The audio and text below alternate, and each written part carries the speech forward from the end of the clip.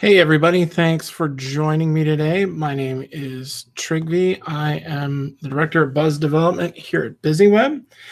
Today we're going to be talking about trolls. We're going to be talking about how their thought process, why they do what they do, and talk about what they can do to harm your business and how we can try and avoid that. So a couple of things housekeeping wise. I am doing this live Wednesday the 16th at noon. So if you are watching and you can hear me and you'd like to ask me a question, I am monitoring the questions on a separate computer. So if you're a fan of the show, sometimes I screw this up, but don't worry, I am totally on board and getting it this time.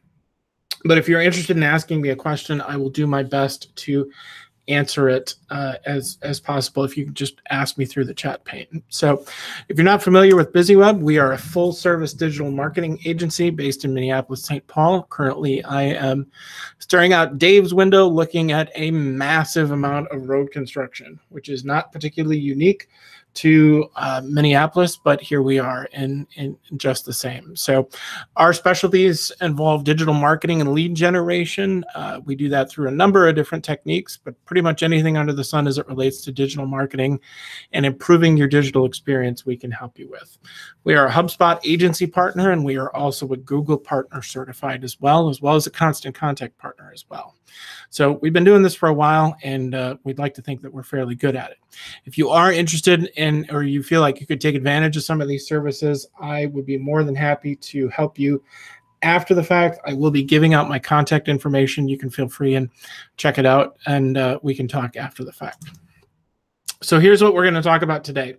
First, I'm going to talk about what exactly is a troll and actually break that down, because there's a lot of different definitions. I'll give you what mine is.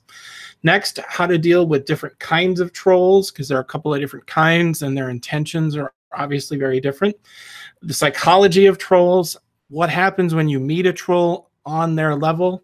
Then I'm going to talk about what happens when the troll comes for you. So let's go ahead and kick this off. So first of all, what is a troll? Well, the troll conceptually is what you have on screen there, a tiny little hobgoblin who's sort of deformed and sort of ugly and sort of a mythical creature. It's usually either really, really big or a dwarf, and it has sort of an ugly experience. To refresh your memory, the troll that lived under the bridge in the Three Billy Goats Gruff, that's kind of what everybody sort of thinks of as a troll.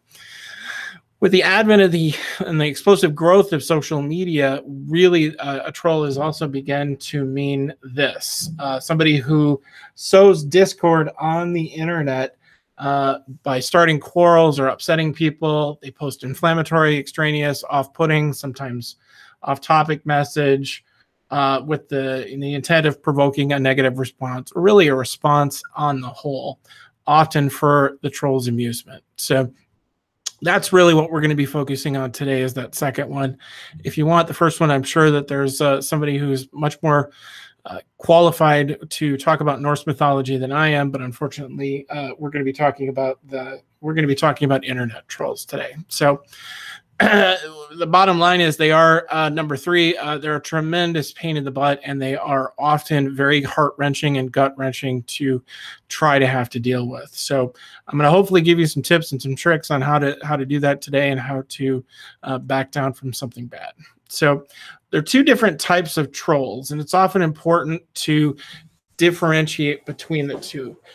There's a couple of different ways to say it, but really the two important ways to say it is that it's either the accidental or the deliberate. So sometimes they're very helpful, sometimes they're thinking they're being helpful, but for the most part, a troll is a disruptor. It's somebody who is being mean or trying to be funny.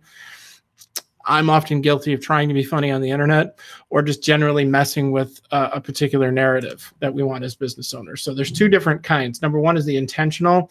They thrive on the anonymity of the internet. So you don't have to put your real name down. You don't have to put down relevant contact information. Usually intentional trolls purposely hide their identity because they are up to no good and they are up to mischief.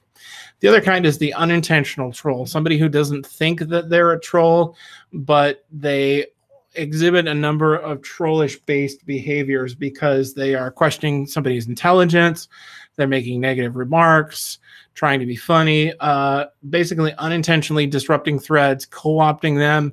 Oftentimes what you'll see in a troll's behavior is they will take one particular piece of a post and completely obfuscate it to take it off in a different direction and personal. And what generally happens then is a thoughtful discussion ends up turning into an insult battle, which is really hard to deal with and a whole lot of not fun to deal with, especially when you are worried about your business relationship and what exactly these people are talking about. So the two different kind of trolls that we're going to be focusing more on the unintentional troll, because the intentional troll is fairly easy to deal with. So how can we tell if somebody is a troll? Well, number one, they're going to be posting irrelevant content or content that isn't based in a factual basis. So first thing you want to ask yourself is if somebody has come to our store and had an experience and then they post on it, did they actually have that experience or not? If not, or if it's wildly exaggerated, chances are good you have a troll on your hand. Next, often you'll see people with lower writing quality. That's not a knock on anybody's intelligence. One of the smartest guys I know is a truck driver and has 3 beautiful girls and a stepson, but he can't write to save his life. So the point is that trolls are typically moving so unbelievably fast, they are trying to get out a point that you'll often see that, statistically speaking, that a lower sense of writing quality comes with a troll.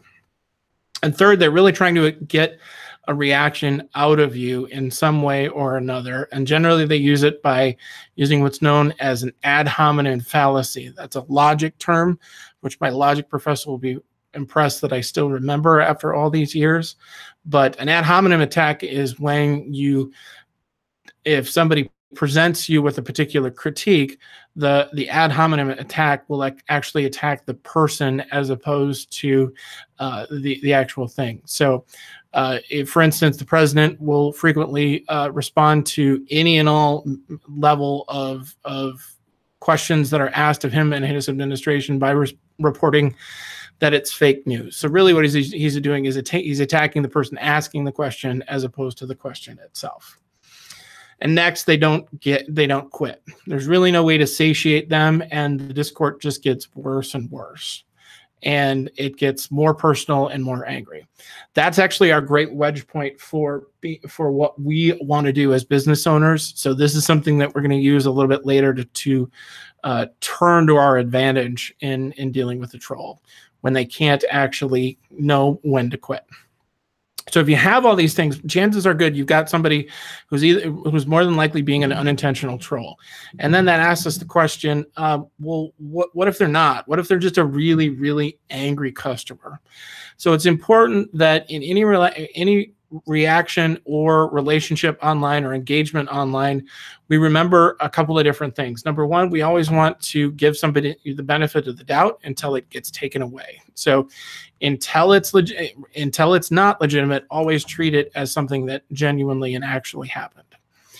The best way I can describe this is that if you're having a relationship or if you're having an engagement online, it's a one-on-one engagement. Just like there's somebody in the office right next to me. Before I started this, she and I chatted for a couple of minutes. That was a one-on-one engagement. The difference is online, you're doing so in a tennis stadium. You're doing so when you're having this one-on-one engagement, but you're doing so where hundreds or literally thousands of people can actually watch. So if somebody's coming in hot at you, that doesn't necessarily make them a troll, but it does make them frustrated and angry. So what do we do to actually diffuse that anger point? Well, at first ask yourself why, and ask a lot of different questions. Why did this happen? Can you tell me more about it? Can you explain to me what time of day it happened? What was the response? What can I do to make this different? So ultimately if somebody is an accidental troll or a one-off troll, they're coming to you from a place of frustration. They're trying to have an interaction with your company a lot in some way or another, and it's just not working out to their benefit. So they're frustrated, and when people get frustrated, they get angry. Fun fact, if you go onto Twitter and you tweet the words "I hate Comcast," within about 15 minutes, you will get a response back from Comcast asking how they can do it and how they can make it, how they can fix it, and what they can do to make the relationship better. So companies are out there listening, and they're waiting for people to get frustrated so that they can stop them from being frustrated. Now, obviously, Comcast has a multi-billion-dollar enterprise and a lot bigger infrastructure than we might have as small business owners, but we still get the opportunity to listen and engage with people. And then third, we want to empathize and we want to diffuse offline. So if we're dealing with somebody who's really frustrated, the best thing we can do is show that we understand that they are frustrated and try and fix the solution offline. The reason is there's so much nuance in language that just gets lost over the internet that we don't get the opportunity to really truly have a good conversation with somebody unless we're either doing it in person or on the phone. So if they're not really a troll, but they're just angry, that's okay. There's a whole different way of dealing with that. So there's a couple of different issues to consider as to whether or not you can dismiss a troll outright as somebody who's a troll. So first, are they reacting with you based on the concepts of amusement? Are they bored? Are they out for revenge, or are they just frustrated? So the first three are the most important: amusement, boredom, revenge. That if that's happening, there's a quick out, which I'm going to give you a little later. If they're frustrated, then the chances are good. And boy, that's a weird way to say frustrated. If they're frustrated with you, then chances are good you can actually diffuse that situation and turn into a positive. So are they doing one of those things? If it's the fourth, then you go down a different decision tree. Next, do they have a lack of guilt? Are they feeling bad about what they are having to say to you, either online or off? So typically when I call a customer service line and I'm really angry about a situation, I generally try and make a point of saying to the person, hey, you caught the bad call. I'm really angry. I'm going to use some bad language, but please understand I'm not using it at you as much as I am using it at the situation. Because I feel guilty about it. I feel guilty about somebody who's just picked up the phone, whose job is to try and help me, and I'm about to tee off on them. So if there's no real demonstration of nuance or there's no real demonstration that they feel bad about the situation, chances are good that they're probably in it for something other than being frustrated and wanting to rectify an experience. Third, and this is where this gets kind of fun, we realize that most trolls have a really high level of cognitive empathy, which is a fancy way of saying they can recognize and understand other people's emotions. So a troll on a personal level will try and poke at you and know where your soft spots are because they want to use that to your advantage. Similarly, if in a business environment, if your troll is starting to talk about how you don't take care of customers, they know exactly what they're saying, and they know exactly why they're saying it because they're trying to make you look bad in that tennis stadium.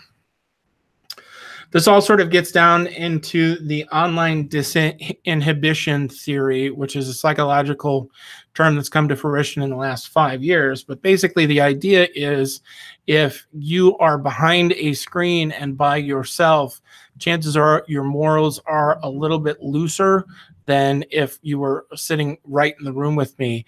And things you wouldn't necessarily say directly to me, you might say online, or you might say behind my back. So there's like a lot of different ways in which this manifests itself, but ultimately the idea is that people feel a little more open and a little more loose when it comes to dealing with themselves on the internet.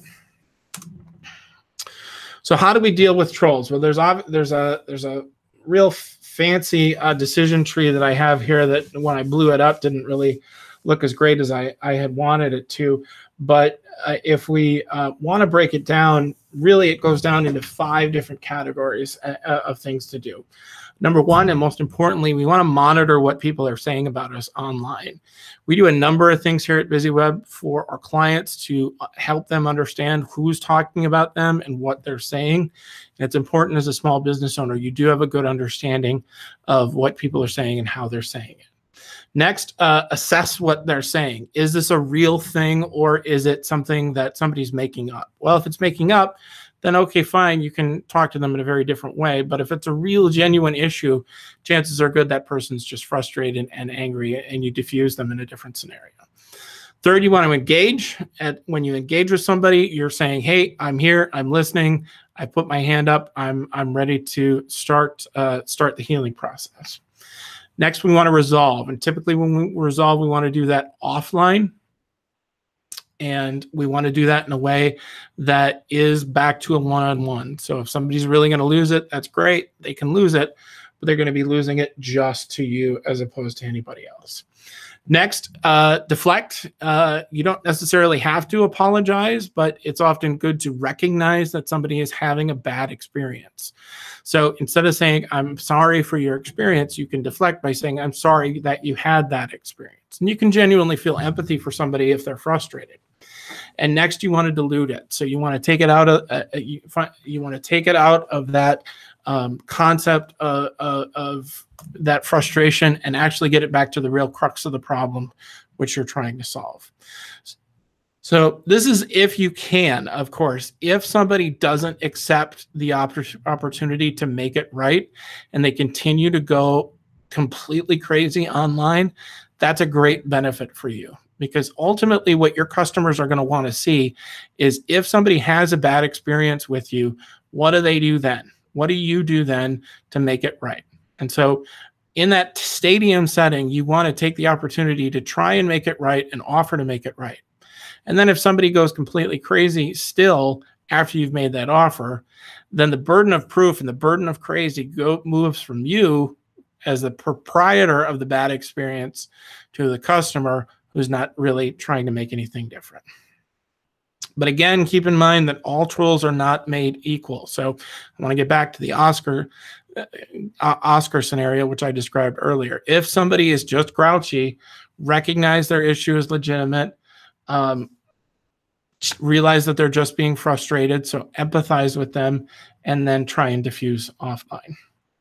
So I wanted to show an example of really what this looks like in real time. This is a case that's been through the ringer on the internet. So if you've heard this before, stay with me. But the woman in the picture here is a woman named Amy who opened a restaurant in Scottsdale about 6 years ago. And her husband, Sammy, there put in $1 million investment. And they were featured on a Gordon Ramsay show on Fox called Kitchen Nightmares. And what happened is Amy is a very talented pastry chef, but she's not able to really run a restaurant. So there were a number of problems with the restaurant.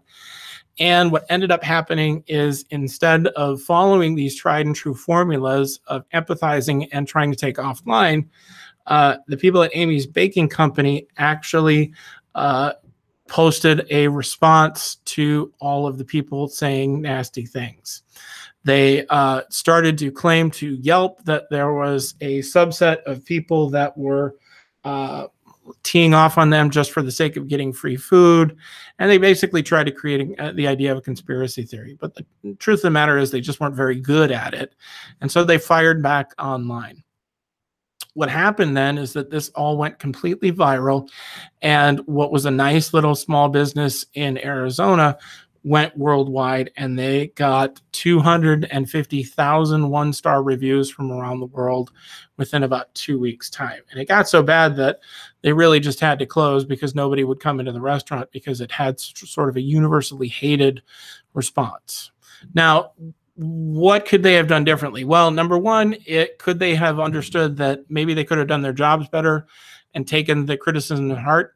Absolutely. But number two, fighting back gets you nothing. Fighting back just makes those people who are angry more frustrated and more angry. So think about the concept of anger. When somebody's angry with you, they have a fight or flight response. They're coming to you and they're ready to pick a fight. If you meet that aggression with more aggression, then the aggression will just get elevated. So from an online marketing perspective, they never should have started to attack their trolls, because then the trolls just fought back harder. So how do we deal with a troll?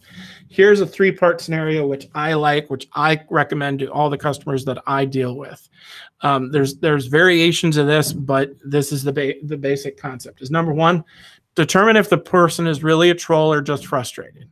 If they're a troll, you offer the same thing, but you don't really take it to heart. Second, you say something like what I have on screen here. I'm sorry you had that experience with us. I'd like to do whatever I can to make it right. Can you please call me at this number and let's work on this together? And then when they actually call you, have a lot of questions at the ready, because you want to fully flesh out the negative experience that they had. And you want to do 2 things. Number 1, you want to make sure that that person has been heard.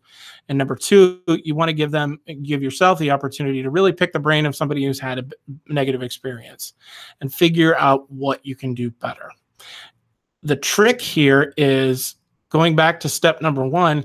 If somebody's a troll, realizing that they're a troll will actually be beneficial, because they will start to get much more personal, much more negative, and it will, by blowing them off and not responding at all, it will actually be a lot more constructive to your business as well. And the reason why is simple, which I will get to in a sec. But one of the most effective tools for customer service and dealing with people who've had a bad experience in trying to make it right is what's known as the because justification. So if you have to say no to somebody, or if somebody's had a bad experience, explain to them why the policy is the way it is. So think about it. If somebody says to you, well, hey, can I use the copier? And you're already using the copier, you're going to say no.